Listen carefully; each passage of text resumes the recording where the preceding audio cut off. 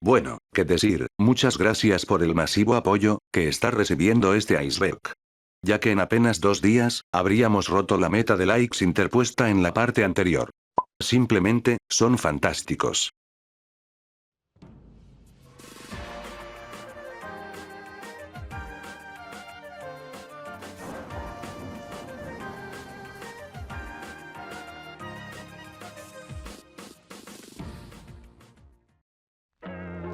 Hola a todos.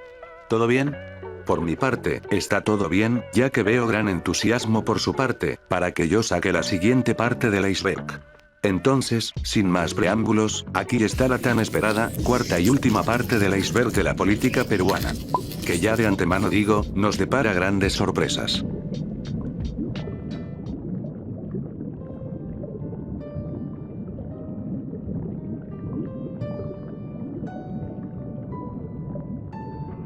Bien. Estamos a punto de entrar a un tema muy polémico, como lo son el caso Barrios Altos, y el caso de la Cantuta. Y tengo que advertir de antemano, que yo solo digo la verdad. Pero antes de exponer estos dos casos, vamos a introducir al grupo, que hizo que ambas operaciones sean posibles. El Grupo Colina. Para empezar, este fue llamado así, por un oficial que habría sido abatido por sus propios compañeros militares, en cumplimiento de su misión. Estoy hablando del capitán, José Pablo Colina Gaigue. Quien, como ya dije, habría sido abatido por sus propios compañeros militares en el año 1984, cuando formaba parte de un plan de espionaje, en un pueblo llamado Jibia, que quedaba en Huánuco. El plan en cuestión, estaba destinado a eliminar un plan subversivo de Sendero.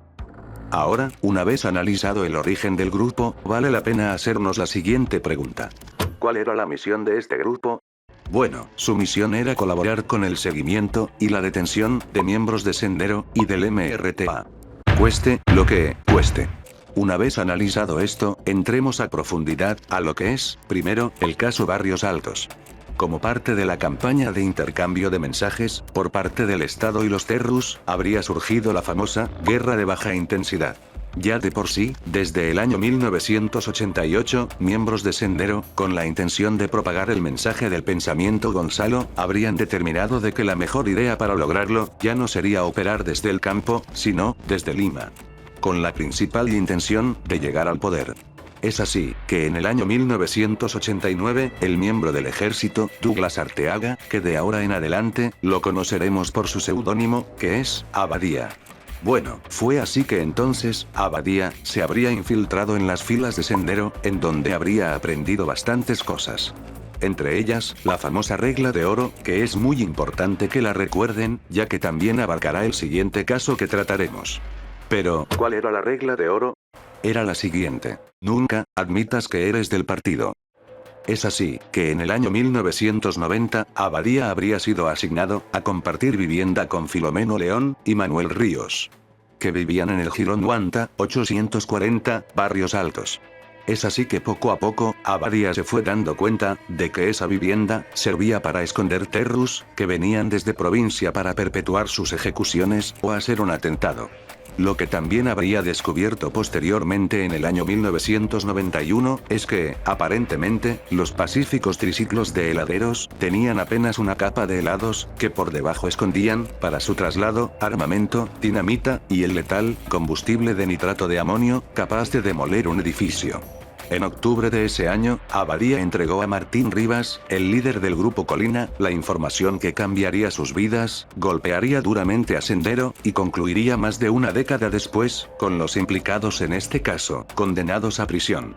Y es que, el señor Filomeno León, estaba organizando una pollada pro fondos, el día 3 de noviembre de 1991, para costear el arreglo de un desagüe. Hay que decir dicho de paso, de que el precio de la pollada, estaba 2,50 soles. Que viéndolo en números generales, aquel día, habrían asistido 30 personas, recaudando la cantidad de 75 soles. Que por supuesto, era una cifra incapaz, de solventar la compostura de un alcantarillado. Y como ya dije, el mayor Martín Rivas habría recibido esta información, que posteriormente, se la habría dado a sus superiores, quienes habrían aprobado la orden de hacer una incursión hasta allí. Y para eso, se tendría que entrenar a su grupo, quienes serían los artífices de todo esto. El Grupo Colina. Es así, que el día 3 de noviembre de 1991, el Grupo Colina, que en ese entonces, estaba conformado por 21 comandos, en los que estaban incluidos, Rivas y Abadía, habrían empezado la incursión hasta la casa de Barrios Altos.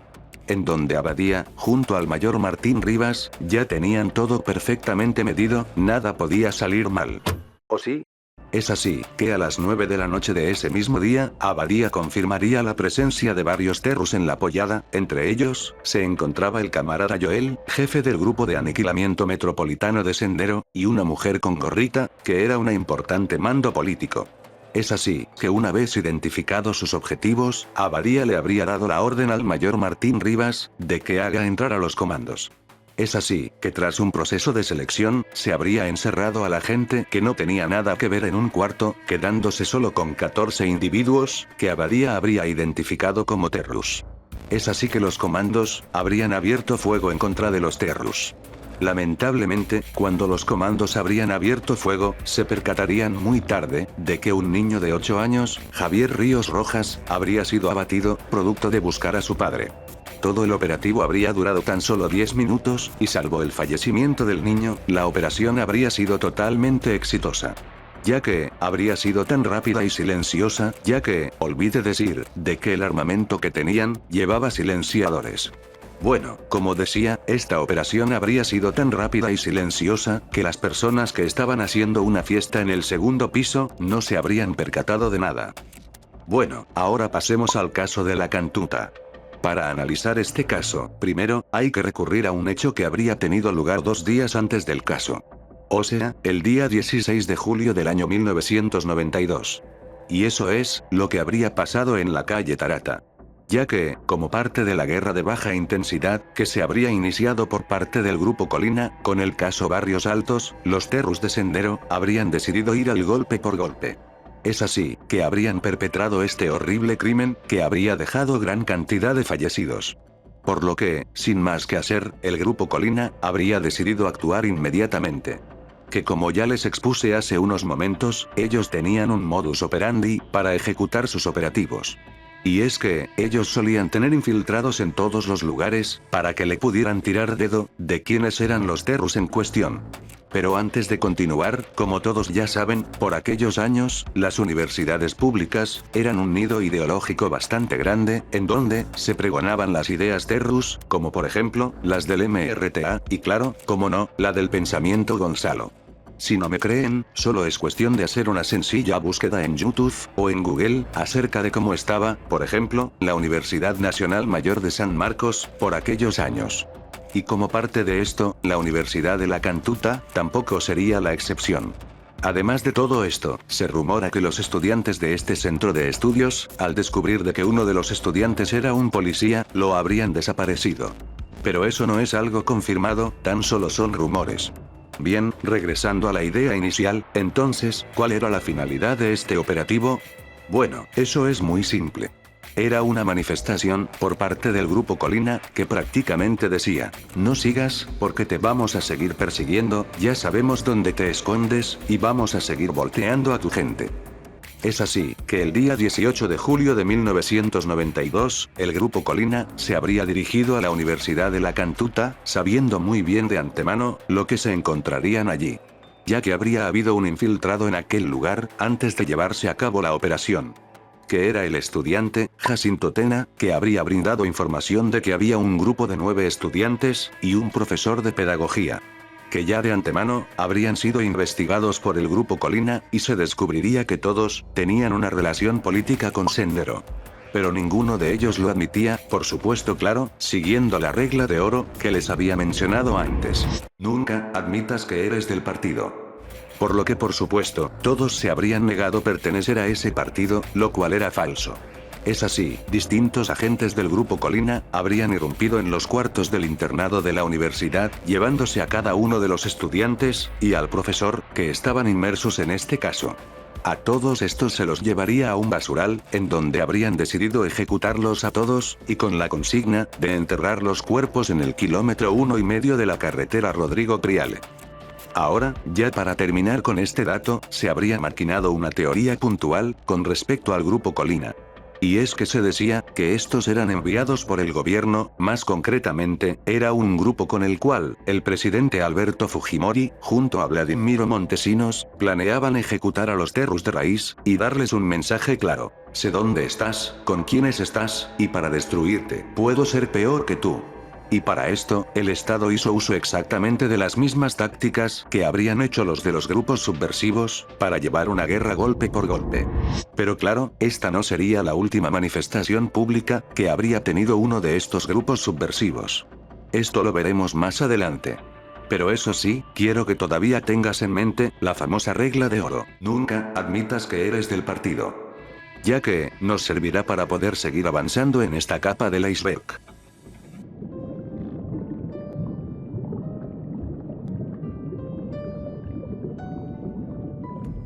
Vladivideos. En un ambiente del Hotel Bolívar, el jueves 14 de septiembre del año 2000, se dio el principio del fin del gobierno de Alberto Fujimori. Aquel día, la dirigencia del Frente Independiente Moralizador, liderada por el político Fernando Popi Olivera, habría comprado por $100.000 un video que cambiaría todo el paradigma político de la época. Ya que el Perú venía de las elecciones del año 2000, con la victoria del partido Perú 2000, liderado por Alberto Fujimori. Bueno, es así, que el video que compró Popi habría sido proyectado.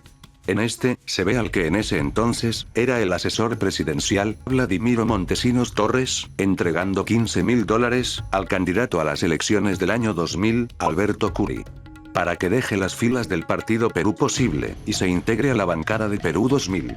Esto creo yo, que fue con la intención de eliminar a los partidos que peligrosamente podría apoyar la oposición, para que Fujimori fuera una de las únicas opciones a elegir. Definitivamente, un acto tránsfuga, que fue visto por millones de peruanos. Estas imágenes sirvieron para desenmascarar a un gobierno de Fujimori que se dio el lujo de comprar las líneas editoriales de casi toda la prensa. Que por cierto, ese dato está incluido en el iceberg de la televisión peruana, así que, si gustas verlo a más profundidad, te invito a que veas ese video. Bueno, hay que decir, de que la proyección de ese video, luego conocido como Vladivideo, remeció a los cimientos del gobierno de Alberto Fujimori, que habría dado por hecho quedarse en el cargo de presidente de la República por muchos años más. Sin embargo, este Vladivideo, junto a los otros en donde se exponen a los dueños de los canales de televisión, son tan solo la punta del iceberg. Ya que según el video en donde Popi Olivera habría expuesto el caso Alberto Curi, este habría manifestado que su contacto le habría dicho de que existían más de 1500 Vladivideos, de los cuales, hasta el día de hoy, solo se han descubierto 388 grabaciones, que habrían servido al sistema de justicia, para el juicio en contra de Montesinos y Fujimori. Años después, solo se habrían brindado 350 videos al Ministerio de Cultura, que actualmente son públicos, si gustas verlos. Sin embargo, hay más.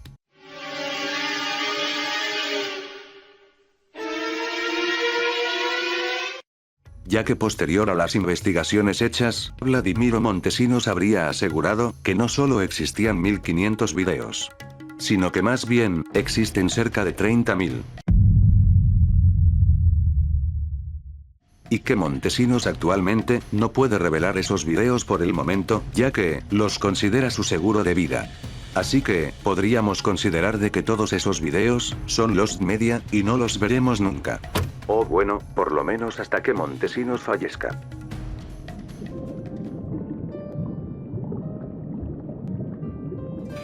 Toma de la Embajada de Japón. Bueno, en las anteriores capas del iceberg, hemos visto datos sueltos acerca de este hecho, pero ahora, vamos a unirlos todos.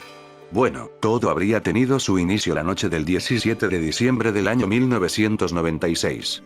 En donde un grupo de 14 terrus del MRTA, habrían pasado totalmente desapercibidos en una ambulancia, ante el fuerte resguardo policial, que en ese entonces, había en calles aledañas a la residencia del embajador de Japón. Ya que, en ese momento, se estaba celebrando el cumpleaños del emperador japonés, Akihito. Es así, que habrían ingresado a la casa que estaba al lado de la residencia, para poner explosivos, irrumpir de sorpresa en la fiesta, y secuestrar a más de 700 personas que allí estaban. Entre ellas por supuesto, se encontraban personalidades muy importantes en el Perú. como lo serían, el canciller Francisco Tudela, Alejandro Toledo, Francisco Sagasti, otros ministros, congresistas, multitud de grandes empresarios, alcaldes, altos mandos del ejército. Y sobre todo, las dos personas más importantes, y que eran el centro de toda la operación, que era realizada por el MRTA. La madre del presidente Alberto Fujimori, Mutsue Inomoto, y su hermana, Juana Fujimori. Es así, que en ese mismo instante, para amedrentar a todos los invitados, habrían gritado a viva voz lo siguiente: si todos mueren hoy, no será culpa nuestra, sino será culpa del gobierno.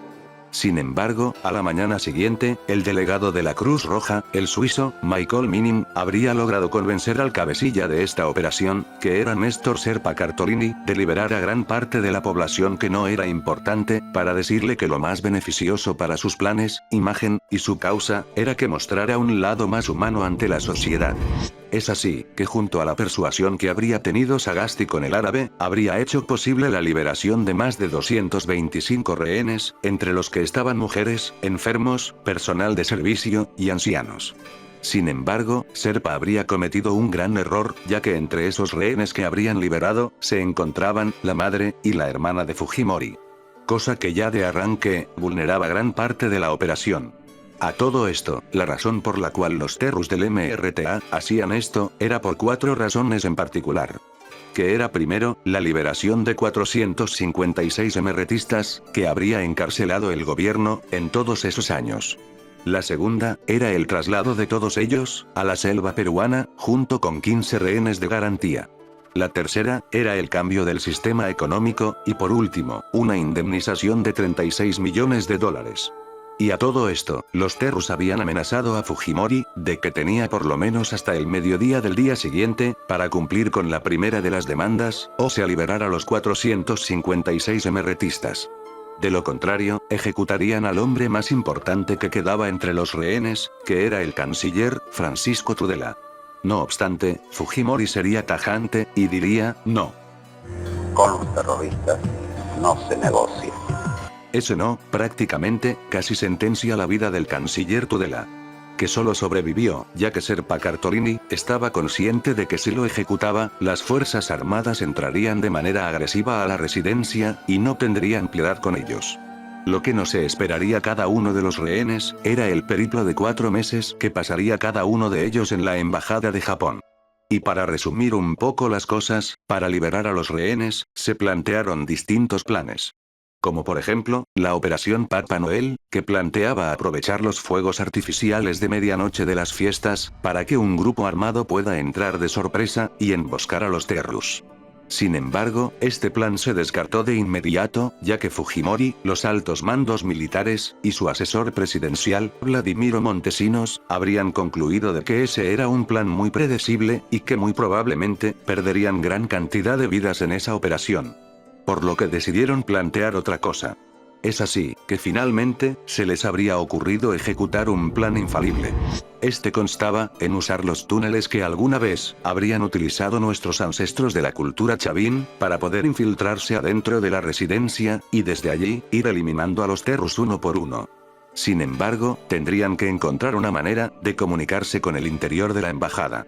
Es así, que a medida que fueron enviando cosas a los reos, se fueron implantando micrófonos en esos objetos, que escucharían todo al interior. Y como dije en la parte anterior del iceberg, durante varios días, Fujimori habría estado haciendo cortinas de humo, con la intención de hacerles pensar a los terrus de que sus demandas estaban siendo cumplidas. Como el viaje de Fujimori a Cuba, para pedirle un asilo político a los 14 terrus que ahí estaban.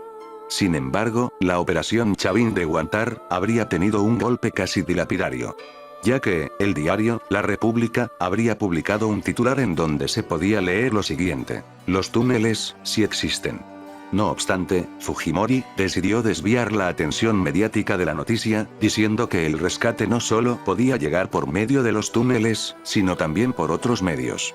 Es así, que después de todo esto, se fijaría un día exacto, en el cual, un grupo de los 195 mejores militares del país, harían la emboscada. Sí señores, el día D había llegado. El día 22 de abril del año 1997, los militares que estaban en los túneles, solo estaban esperando que Gianpietri diera la señal para que pudieran entrar. Sin embargo, hubo dos hechos que casi arruinan la operación, y es que, a minutos de entrar, un helicóptero sospechosamente habría sobrevolado la residencia, cosa que alertaría a los Terrus. Y lo otro, es que los detonantes para entrar, estaban tardando mucho en encender. No obstante, no había marcha atrás, y es así que Gianpietri daría la señal, que de antemano, ya estaba coordinado, y la palabra clave era, Mari está enferma. Y como diría aquel, el resto, es historia.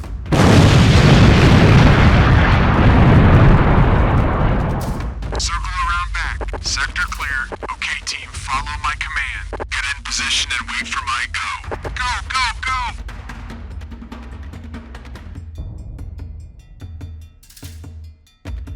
Sin embargo, tras esta operación hubieron 3 bajas. La de 2 soldados que habría participado en la operación. Estamos hablando del teniente coronel Juan Valer, que habría caído en batalla protegiendo al canciller Tudela. Y del teniente, Raúl Jiménez, que habría perdido la vida frente a un Terru. Y el último fallecido, habría sido el doctor Carlos Giusti, vocal de la Corte Suprema de Justicia. Finalmente, por supuesto, la operación habría sido totalmente exitosa, logrando salvar a los 75 rehenes que todavía quedaron allí, excepto por supuesto, al doctor Carlos Giusti. Sin embargo, la historia no acabaría allí. Ya que, ¿qué creen que pasó con los soldados que participaron de la operación años después? ¿Acaso fueron premiados? No, todo lo contrario, fueron castigados y enjuiciados. ¿Los verdaderos héroes de la patria enjuiciados? Sinceramente, esto es totalmente indignante. No puede ser, que ellos, prácticamente poniendo en riesgo su vida, sean enjuiciados por parte del Estado. No obstante, creo yo, que de toda esta operación, me quedo con la frase que el coronel Valer, habría puesto en su carta de despedida, que habría sido abierta días después por su familia. Toca mi patria y me convierto en fiera. Y si debo morir para verla libre y soberana, lo haré sin dudarlo, para escuchar con satisfacción y orgullo, al final, victoria.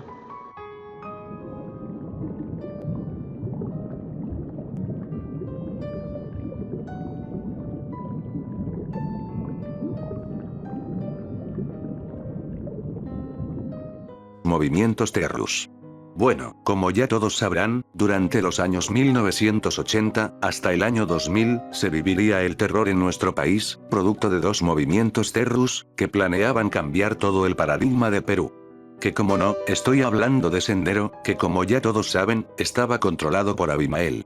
Y el MRTA, manejado por Víctor Polay Campos. Estos habrían hecho distintas maldades, que habrían sumido al Perú, en una época terrible, sumado a varios de los problemas que ya de por sí veníamos lidiando como país, como lo sería la inflación, la incierta situación política, los desastres naturales, las guerras que habría habido de por medio. Entre otras muchas cosas, pero definitivamente, estos grupos Terrus, venían a causar el terror, para según ellos, preparar la insurrección en contra del gobierno, como una labor de largo plazo, y la directiva, tomar barrios y barriadas, como bases para preparar la resistencia. Dejando al final de este período de terror, un total de más de 70.000 fallecidos. Y eso que no estoy entrando en detalle, sobre las terribles cosas que habrían hecho en provincia. Ya que si me extiendo más, probablemente este video dure 5 horas. Simplemente decir, que este es un periodo, al que el Perú nunca más, debería volver. Sin embargo, creo que es menester, citar una frase que es utilizada por las personas equivocadas. El que no tiene memoria, está condenado, a repetir, sus mismos, errores, del pasado.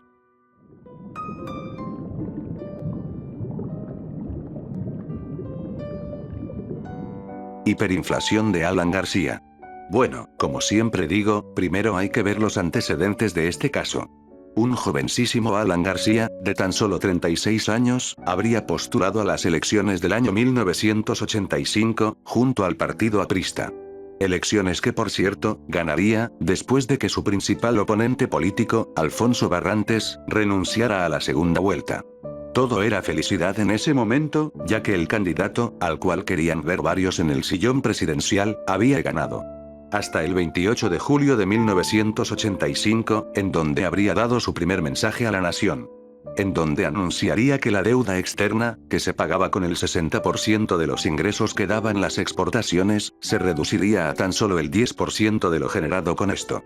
Además, indicó que rechazarían al Fondo Monetario Internacional como un intermediario, lo que habría causado de que este mismo organismo internacional se retirara del país, alegando de que el Perú no era rentable para inversiones. El plan de Alan era que al retirarse el FMI, decidiría priorizar la producción nacional. Con esto, haría que el Estado utilizara a la Reserva Nacional del Perú para subsidiar dólares, y que estos fueran comprados por empresarios nacionales, para aumentar su producción, generar empleo, y aumentar las riquezas del país. Estos dólares eran conocidos como el dólar MUD, que por sus siglas, significaba dólar de mercado único de cambio. Además, habría aumentado en un 18% el sueldo mínimo de los trabajadores nacionales, y habría hecho que el gobierno regulara los precios del mercado. Cosa que probablemente tú dirás, pero oye, el hecho de que aumentara los sueldos está bien, ¿no? Amiguito, si sabes un poco de economía básica, sabes que existe la ley de la oferta y la demanda. Y sabes que si hay mayor demanda de un producto, los precios de estos suben, para evitar caer en escasez. Pero al todos tener el mismo dinero para comprar productos, evidentemente, iba a haber escasez de productos. Esto al inicio, por supuesto, no era algo que preocupara a la población, ya que con el aumento de sueldos, la gente podía comprarse más cosas, ya que la reserva de dólares del Banco Central de Reserva, que me olvidé mencionar, que en ese tiempo, era parte del gobierno, y no autónomo como lo es hoy en día. En fin, el gobierno pensaba que la reserva de dólares del BCR era mucha, y no había de qué preocuparse. Sin embargo, a medida que fue avanzando el gobierno de Alan, esta se iría agotando, a un ritmo muy acelerado. Pero no por culpa de la población en sí, sino por culpa de la gente que estaba en el entorno de Alan, que según se dice, tenían una preferencia con respecto a la compra de dólares. Por esto mismo, compraban gran cantidad de dólares MUC. Hasta que a finales del año 1986, finalmente, la reserva de dólares del BCR se terminó. Es así, que sin dinero para poder solventar la manufactura de productos, ni para darle a la gente. Empezaron los despidos masivos, junto a la aparición de las primeras huelgas. Es así, que Alan, sin más opciones, habría tomado dos medidas ante este problema. Primero, descongelar los precios que se habrían mantenido así por los distintos subsidios que se brindaban, visibilizando así, la excesiva alza de los precios, que tenían por lo menos los productos de primera necesidad, cosa que era terrible, ya que ahora, muchos empresarios ya no querían producir nada, debido a la falta de insumos para la producción de su producto. Y además, la aparición de las famosas colas en los mercados del Estado. Y segundo, al Alan ver todos estos problemas, habría decidido imprimir más dólares, para más que nada, tener feliz a la población. Tiempo después, tras todas estas medidas haber fallado, Alan vio que los empresarios nacionales habrían defraudado al país, por lo que finalmente, habría decidido estatizar la banca. En sus propias palabras, esto serviría para darle créditos a las personas más pobres del país. Sin embargo, esto era lo que finalmente cavaría su propia tumba, ya que esta medida fue totalmente adversa de lo que se esperaba, ya que esta acción rompería totalmente la relación del gobierno con los grandes empresarios, partidos políticos, y sobre todo, con la población. Ante estos problemas, se le sumaba el hecho de que los movimientos terrus, del MRTA, y Sendero, empezaban a tomar más fuerza en provincia, y además, ellos también aportarían para que empezara la inflación masiva, ya que ellos cerrarían las carreteras, para que los productos nacionales no lleguen a la capital. Ya para el año 1990, la medida más prometedora, que hizo Alan al principio de su gobierno, que era renunciar al Fondo Monetario Internacional, para reducir la deuda externa, se habría hecho añicos, debido a que la deuda en vez de reducir, habría aumentado un 26.4%. Además de esto, ya para el final del gobierno de Alan, las huelgas, los enfrentamientos entre el ejército y los movimientos terrus en las calles, las colas que se hacían en los mercados, para obtener un pan que llevarse a la boca, la falta de electricidad, agua y gas, la devaluación cada día más del INTI, la economía dolarizada, y probablemente muchísimos más problemas de por medio, serían el pan de cada día en el país. Es así que años antes, como ya dijimos en datos anteriores, habría aparecido el Fredemo, con la solución del shock económico para poder solucionar la complicadísima situación económica que se vivía en el país. Simplemente, indignante.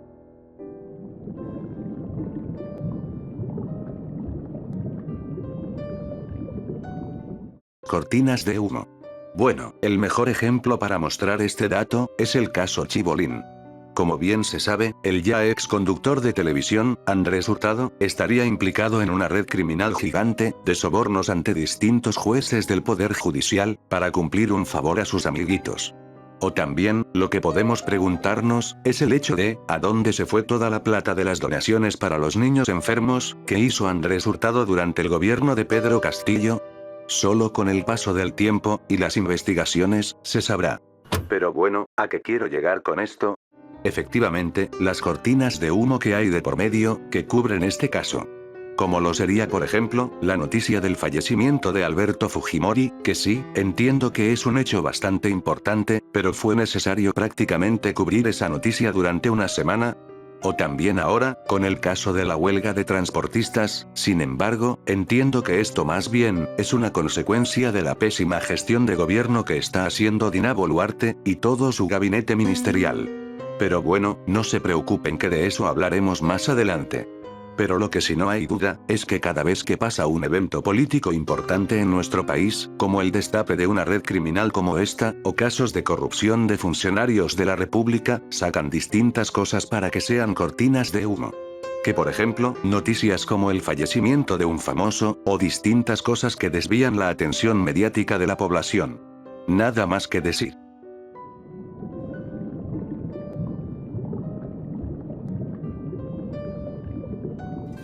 Los hermanos Gutiérrez. Durante el marco de las elecciones del año 1872, el que gobernaba el Perú en ese entonces, era el coronel José Balta. Pero como se habrán dado cuenta, remarqué, el hecho de que el presidente era un coronel, evidentemente, del ejército peruano.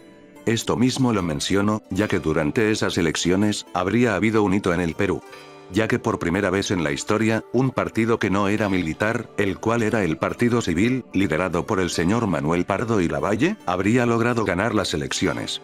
Pero el detalle aquí, es que alguien desde arriba del poder, no estaba de acuerdo, en que se terminara el período de militarismo, que durante tantos años había perdurado en el país.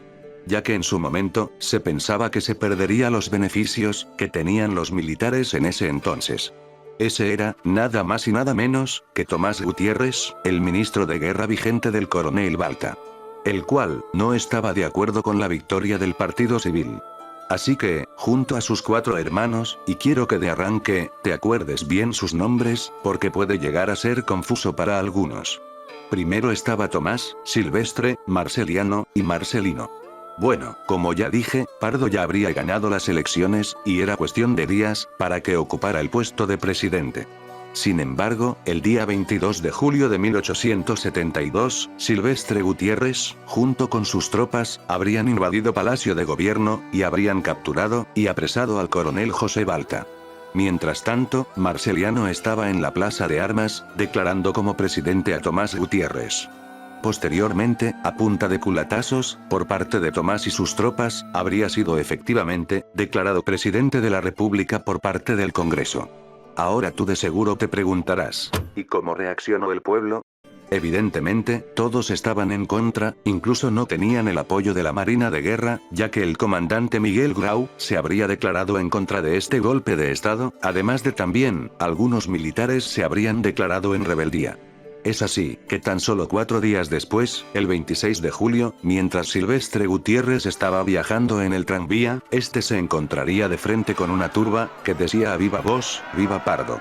Cosa que molestó a Silvestre, quien sin mediar palabra alguna, habría decidido sacar su arma, y disparar directamente hacia ella, hiriendo a un manifestante. Craso error. Ya que, este habría sido ejecutado producto de un tiro en la cabeza de uno de los manifestantes. Es así, que el grupo habría decidido desnudarlo, y arrastrarlo hasta una iglesia llamada Los Huérfanos. Y habría sido colgado, en la parte superior de la iglesia. Horas después, la noticia llegaría a Tomás, que desde Palacio, le habría ordenado a Marceliano, quien estaba cuidando al apresado coronel Balta, que lo ejecutara. Cosa que efectivamente, sucedió. Es así, que José Balta habría sido acribillado dentro de su celda. Posterior a esto, el pueblo se enteraría del fallecimiento de Balta, y estarían totalmente enfurecidos, y habrían decidido buscar a Tomás, para ajusticiarlo. Es así, que Tomás, habría huido hacia el cuartel Santa Catalina. Posteriormente, la gente se enteró de esto, y fue a buscarlo hacia allá. Es así, que Tomás, junto a su hermano Marcelino, en medio de la contención de la turba de gente enfurecida por parte de sus tropas, estos dos habrían decidido pasar de incógnitos. Marcelino habría huido a refugiarse a la casa de un amigo. Por su parte, Tomás habría huido para el jirón de la Unión. Craso error, ya que inmediatamente habría sido reconocido por unos oficiales, quienes lo habrían apresado. Sin embargo, ya para ese momento, la turba enardecida habría llegado al lugar. Por lo que los oficiales, sin poder contener más a la turba, habrían mandado a Tomás a esconderse a una botica cercana, con la intención de esperar de que la gente se calmara. Evidentemente, eso sería en vano, ya que la turba habría encontrado a Tomás en la botica, escondido en el baño. Es así que lo primero que habrían hecho, es ejecutarlo. Se dice dicho de paso, que en la turba de gente, había un manifestante con un objeto punzante, y habría rayado en el cuerpo de Gutiérrez, una banda presidencial, mientras decía a viva voz lo siguiente: ¿quieres banda? Pues toma tu banda. Es así, que durante el linchamiento al cuerpo de Tomás, uno de los manifestantes habría tenido la idea, de llevarlo a la catedral de la Plaza de Armas. Que, aprovechando que estaba teniendo refacciones, habrían decidido colgarlo, de uno de los andamios que había en uno de los campanarios, emulando como si hubiese sido ejecutado con la horca. Es así, que de inmediato, a otro manifestante, se le habría ocurrido la idea de traer el cuerpo de Silvestre, y hacerle exactamente lo mismo, que recordemos, estaba en la iglesia de los huérfanos. Dejando esta aterradora imagen de por medio.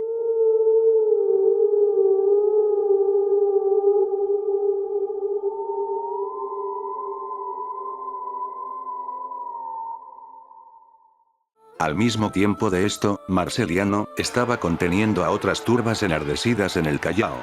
Que mientras luchaba, habría sido ejecutado producto de un tiro en el estómago. Para posteriormente, ser enterrado en el cementerio Vaquijano del Callao. Lo más sorprendente de todo esto, es que esto solo sucedió en un día. Pero esperen, todavía falta más. Ya que al día siguiente, el día 27 de julio, habrían soltado ambos cuerpos de Tomás y de Silvestre, no de una manera amigable que digamos. Sino simplemente, habrían cortado las cuerdas que los sostenían, haciendo que estos impactaran de lleno contra el suelo. Para posteriormente, prender una hoguera, y tirar los dos cuerpos ahí. Sin embargo, se dieron cuenta que faltaba alguien. Así es, Marceliano. Por lo que la turba habría decidido desenterrar el cuerpo del cementerio Vaquijano del Callao, llevarlo hasta la Plaza de Armas, y tirarlo a la hoguera junto a los otros dos cuerpos de Tomás y Silvestre. Y es así, que el día 2 de agosto de 1872, el presidente electo, Manuel Pardo y Lavalle, llegaba a Lima, después de haber huido a Pisco. Para dar su mensaje presidencial, en donde diría lo siguiente: Pueblo de Lima, habéis realizado una obra terrible, pero una obra de justicia. Aquellos 3 cadáveres que se ostentan ante nuestra metropolitana envuelven una tremenda lección que no olvidaré jamás. Ahora, tú de seguro te preguntarás: pero Arcamed, ¿qué pasó con Marcelino? Bueno, Marcelino es el único de todos los hermanos que se habría salvado, ya que como dije, este habría huido a la casa de su amigo, quien lo habría mantenido cautivo, hasta que por lo menos la gente se habría olvidado del tema. Sin embargo, este de alguna u otra manera, se habría reivindicado de sus crímenes, luchando en la Guerra del Pacífico. Y esta historia, creo que nos deja una lección importante. Y es que como ya pudieron ver, no siempre un golpe de estado necesariamente puede salir bien. Y para muestra de ello, tenemos esta historia, y por supuesto, el golpe que intentó dar el Choctano al Congreso en el 2022. Simplemente, aterrador. Nada más que decir.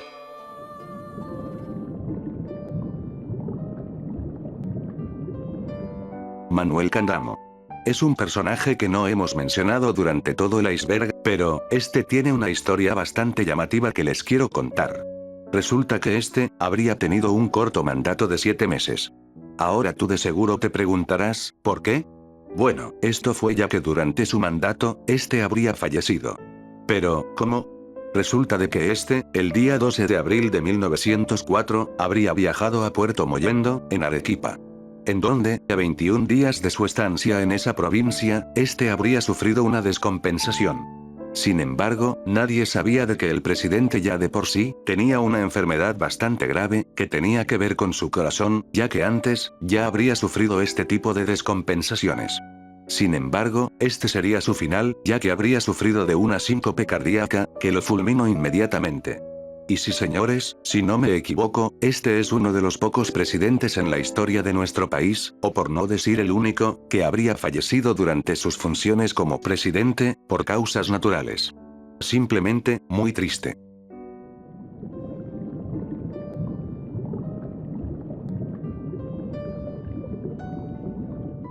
La página 11. Quizás el problema más grave de la historia de nuestro país. Y para esto, como siempre digo, necesitamos el contexto completo. El contexto nos coloca en Piura, más específicamente, en la parte de Brea y Pariñas, que queda en la región de Talara. Que en el año 1873, tenía como dueño a un señor, llamado Genaro Helguero, quien era un empresario, que un día, sembrando sus tierras, habría descubierto un gran yacimiento petrolífero en sus terrenos, por lo que inmediatamente, le cayeron miles de ofertas para comprarle los terrenos. De las cuales, Genaro decidió tomar la de la empresa estadounidense, London Pacific.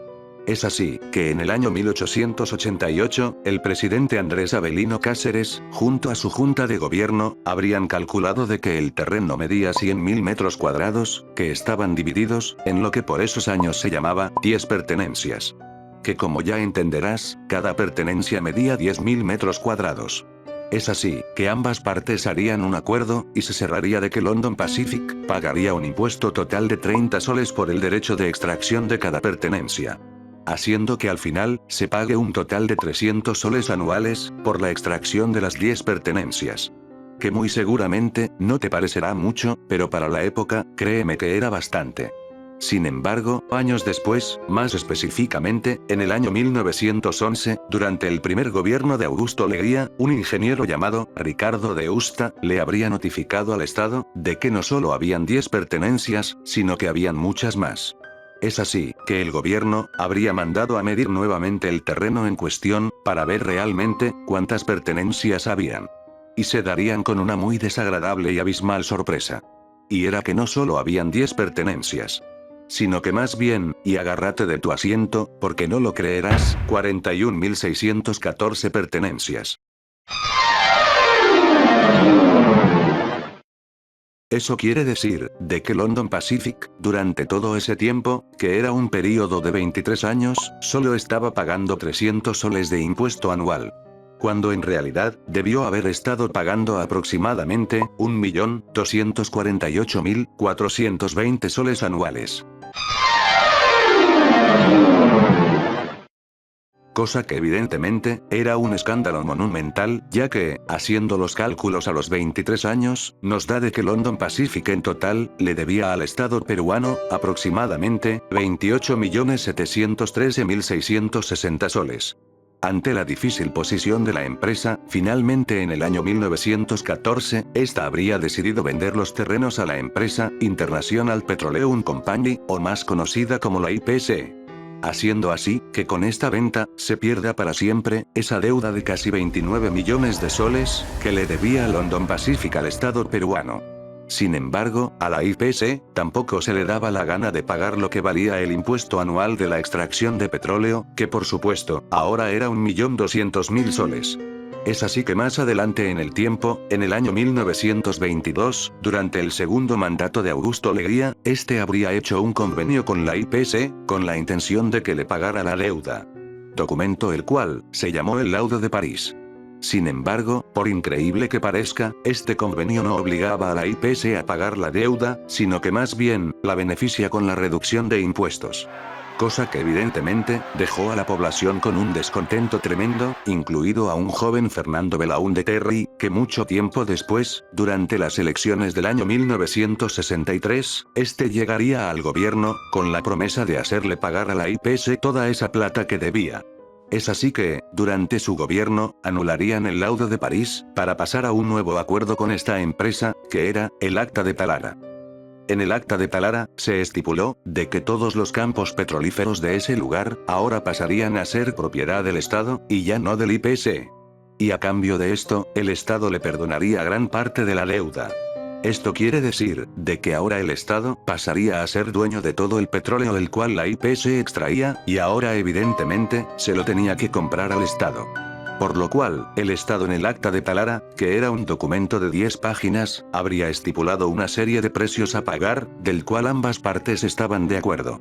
Por lo que no solo ambas partes estaban felices, sino también, toda la población, que después de tantos años, veía resuelta esta situación de la extracción de petróleo de La Brea y Pariñas.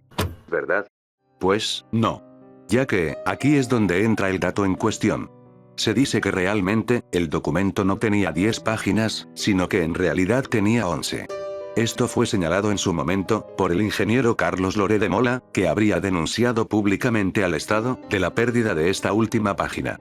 El documento en sí, había sido escrito por la señora Raquel Osot, la noche del 12 de agosto del 68. Documento el cual, solo se tenían 2 copias, pero estas 2 copias al parecer, se las habrían dado al mismo IPC. Así el Estado, no quedándose con ninguna copia que certifique eso. Pero de seguro te preguntarás, ¿y qué había en esa página 11 que la hacía tan importante? Bueno, con respecto a ello, se manejan 2 versiones.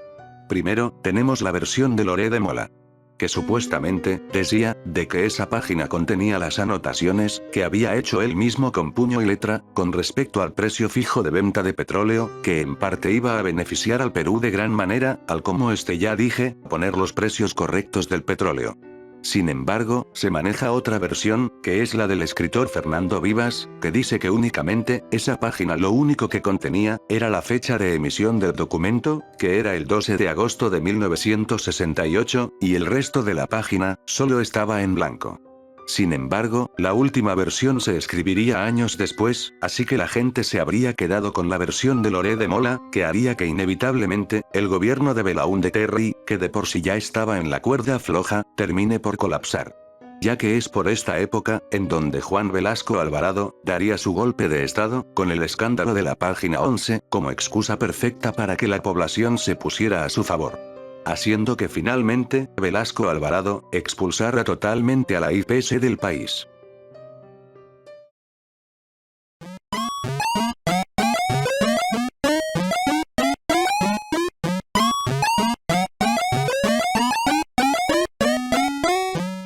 Sí, existe un final alternativo de esta historia.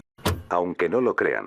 Y es que se dice que PPK, que en ese entonces, era funcionario del Banco Central de Reserva, se habría robado la página 11.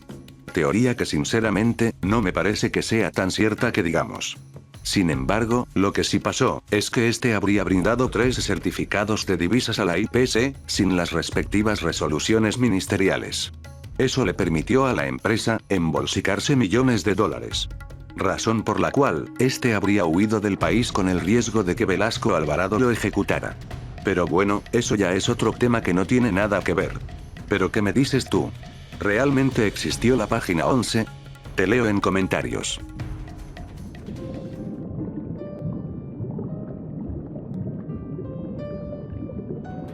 Expropiación de canales de televisión.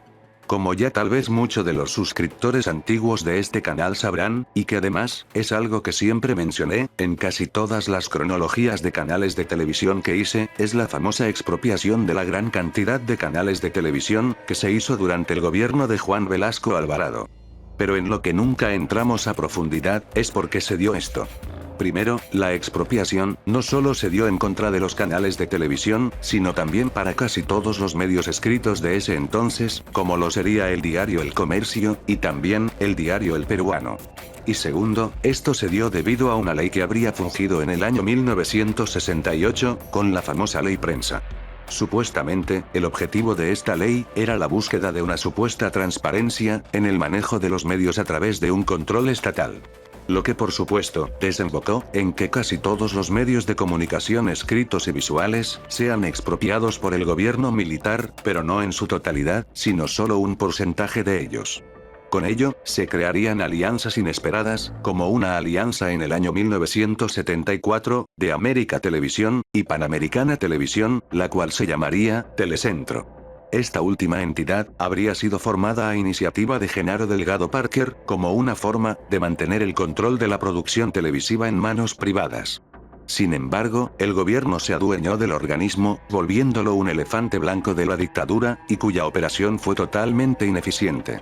Hay que resaltar que la toma de los medios de comunicación habría continuado durante el gobierno militar de Francisco Morales Bermúdez.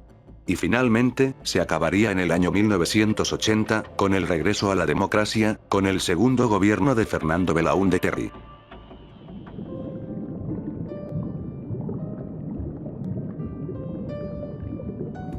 Servicio secreto en el Perú. Se dice que durante el gobierno de Alberto Fujimori, por aquellos entonces, el quien era asesor presidencial de este mismo, Vladimiro Montesinos, estaba gestionando el envío de información bastante importante, de nuestras fuerzas armadas, exportaciones y importaciones, entre otras cosas, a Chile. Y para esto, se dice que el gobierno chileno habría mandado al servicio secreto respectivo de su país, para que se pueda infiltrar a territorio peruano, para que estudiaran a detalle cómo era nuestro modo de vida, y cómo podrían tener distintas percepciones, de cómo poder conquistar gran parte de nuestro territorio. Y se dice que esto lo sabía Montesinos, sin embargo, este nunca se habría opuesto a que se infiltraran en el país, en búsqueda de información importante. Esto tan solo es una teoría, ya está en ti querido espectador, si creerla o no.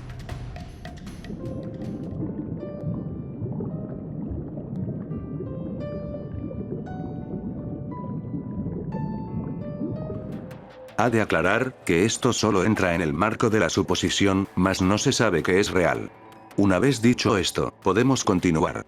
Bien, durante una entrevista que habría tenido Alejandro Toledo, en el programa del periodista Cristian Udwalker, en el año 2011, este habría acusado a Alberto Fujimori y a Montesinos, que durante las elecciones del año 2000, estos tenían la ayuda del quien ese entonces, era embajador de los Estados Unidos en Perú. Quien era John Hamilton. Que a su vez, se dice que este tenía un lazo bastante fuerte con la CIA, quienes a palabras de Toledo, avalaron todas las acciones que hacía Fujimori en el país, incluida su reelección como presidente. Esto visto de cierto modo, es una acusación bastante fuerte, pero como ya dije, esta es solo una teoría de Toledo, y puede ser perfectamente cierta, o no. Pero como tal, los que tienen la última palabra, son ustedes. Así que, ¿qué dicen? ¿Fujimori y Montesinos tenían lazos con la CIA o no? Los leo en comentarios.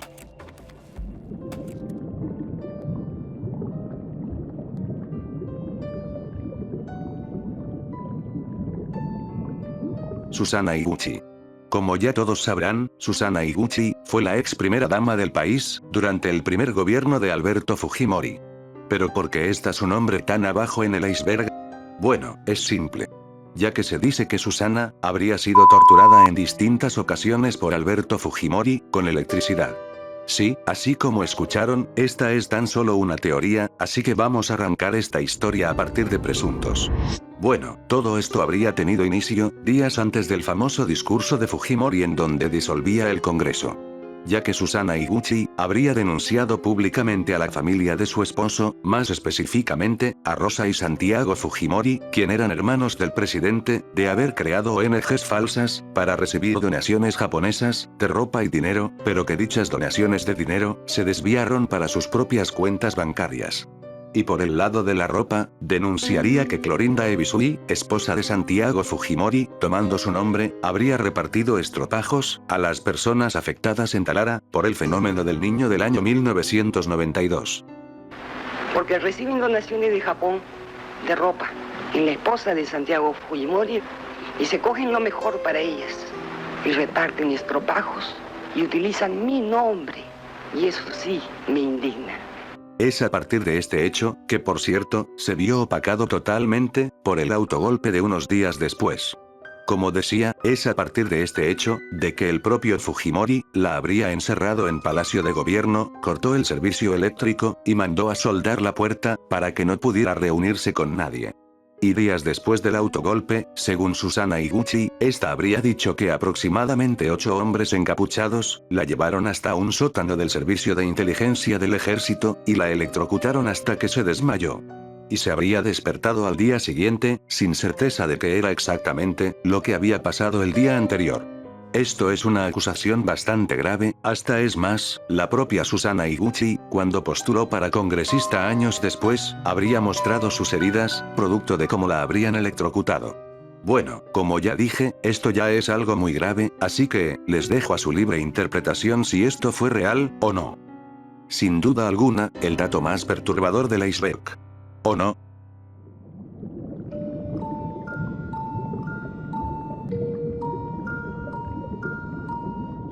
¿En qué momento se jodió el Perú? Sin duda alguna, la pregunta más planteada de la historia de nuestro país. Y si bien, esta pregunta ha sido planteada por muchos youtubers, con una respuesta muy general, y centrándose en la actitud de la gente, yo vengo a hacer una respuesta más elaborada, mi propia versión. En la cual, voy a intentar responder la pregunta no en una visión general de la actitud del peruano, sino más bien, en un hecho concreto. ¿Acaso se jodió en el momento de la conquista española al imperio incaico? No. ¿Se jodió con el asentamiento del Fujimorato en el poder durante 10 años? Podría ser, pero no olvidemos, que en su momento, este arregló el país de distintos problemas, que hubieron durante el primer gobierno de Alan García. Ah, Arcamed, entonces, ¿dices que el Perú se jodió con el primer gobierno de Alan? Sí, y no. Ya que posteriormente, este fue un tema, que fue arreglado por el gobierno de Fujimori. Bien, entonces dices que se jodió por la página 11. En parte sí, porque se perdió gran parte de ingresos, que pudieron ayudar a pagar la deuda externa, pero eso no estuvo desde siempre presente. Entonces, ¿acaso se jodió durante el gobierno de PPK, cuando dejó entrar a extranjeros indocumentados? Podría ser, pero eso, hasta antes de los años 2000, no estuvo presente. Entonces, ¿desde cuándo? ¿Desde cuándo estamos jodidos como nación? Es muy sencillo, ¿recuerdas el primer dato de este iceberg? ¿El de la independencia del país? Y también, de seguro recordarás, que te dije de que esta escondía algo muy oscuro detrás, ¿verdad? Sí, señores, mi respuesta ante esta pregunta, es que nuestro país está jodido desde que nos independizamos. Ahora tú de seguro te preguntarás, ¿por qué? Bueno, para empezar, lo que nunca te cuentan en la escuela, es que los peruanos de esa época, nunca quisieron la independencia del país. Nunca quisieron tener una república independiente. Y el secreto más oscuro de todos, es que, los que formaban las tropas realistas del virrey de esa época, eran en su gran mayoría peruanos, casi ninguno era español. Básicamente, los que querían la independencia, eran los extranjeros, como por ejemplo, venezolanos, colombianos, argentinos, y chilenos. La realidad, fue que fueron unos extranjeros, quienes le ganaron la batalla a los peruanos. Sin embargo, la desgracia en sí de este hecho, fue cuando vino Simón Bolívar. Esto mismo, ya que cuando él vino, decretó algo, que quedaría para siempre en la mentalidad del peruano, que a la fuerza, entendió algo que en su gran mayoría no querían.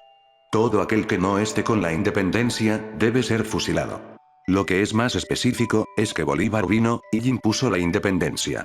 Y eso que estoy omitiendo lo que vino después de la guerra de independencia, que fue, un desastre económico y político muy grande. Por eso mismo, este fue siempre un proyecto que estuvo a medias, y nunca terminó de asentarse correctamente en el país. ¿Por qué digo esto? Lo cierto es, que desde el establecimiento de la República, no hubo una estabilidad política, ya que la historia solo se basó en, pasa un presidente, hay un golpe de Estado, y así sucesivamente, no es hasta recién inicios de este siglo, en donde pudimos recién lograr una estabilidad política medianamente decente. Sin embargo, la estamos destruyendo nuevamente. Hay gente que quiere sembrar el caos, que no quiere ver el Perú avanzar, gente que no quiere ver reales avances en nuestro país. Ya que vuelvo a repetir, es por eso, que yo propongo este momento bisagra, en donde el Perú se jodió, desde el inicio de la República. Pero no me malinterpreten, la independencia sí era necesaria. Sin embargo, no creo que imponerla desde un inicio, haya sido la manera correcta de tenerla. Ya que como ya vimos, posterior a ello, nunca hubo una estabilidad política bien sentada, y los remanentes de ello lo vemos hoy en día. Gente que le da su voto, a una persona que dice que no habrá más pobres en un país rico, o defiende a una persona que habría dejado fallecer a muchísima gente. Lo más indignante de todo esto, es que posterior a ello, hay gente que no se quiere hacer responsable de su voto. Eres bueno para tirar una piedra, sin embargo, no eres bueno para asumir tus propios errores. Y agradezcan que hoy hay democracia, que hoy tenemos la potestad de elegir, porque antes, eso no hubiera sido posible, o simplemente, sería un privilegio, que estaría limitado para cierto grupo de la población. Pero no crean que me he olvidado de ustedes, señores congresistas de la República. Que teniendo el pago de 15.000 soles mensuales, no sean capaces siquiera de saber, cuál es la función del Banco Central de Reserva. ¿Cómo es posible que una vedette de la farándula peruana sin estudios haya propuesto más y mejores proyectos ley que los que se supone tienen estudios y se supone también están más preparados en el ámbito político? La realidad de nuestra política peruana es esa: gente que llega a poderes del Estado por favorcitos políticos, o porque es amigo de tal o cual, o porque sencillamente pagó dinero para estar en el cargo. Tampoco me olvido del sistema de justicia, que también está hecho un desastre, liberando a criminales a cambio de coimas, favorcitos, como lo ejemplifica claramente el caso Chibolín, o también las personas que tengan los contactos suficientes, y así cambiando la sentencia a favor del acusado. ¿Es de verdad este el país en el que queremos vivir? Porque por lo menos yo, no. Y esto, claro, va aunado con la idea que ya te plantean todos al querer responder esta pregunta. Pero, no lo diré yo, dejaré que Alan García lo diga por mí. La política es lo que está fuera de la casa. Todo lo que está intra casa no es política. Pero en cuanto usted sale de la puerta y toma una decisión, ya tiene que ver con la política. O mejor dicho, cuando sale de la puerta y actúa de una manera, es porque lo están condicionando a actuar de esa manera. Camine por la vereda, vaya al paradero, en el Perú nadie lo hace. Maneja por la derecha, en el Perú nadie lo hace. Y la población se queja de los políticos, pero el peor desorden viene de la propia población. Dispuesta a corromper al policía de la esquina, dispuesta a no detener el autobús y el microbús en ninguna esquina, etcétera, etcétera.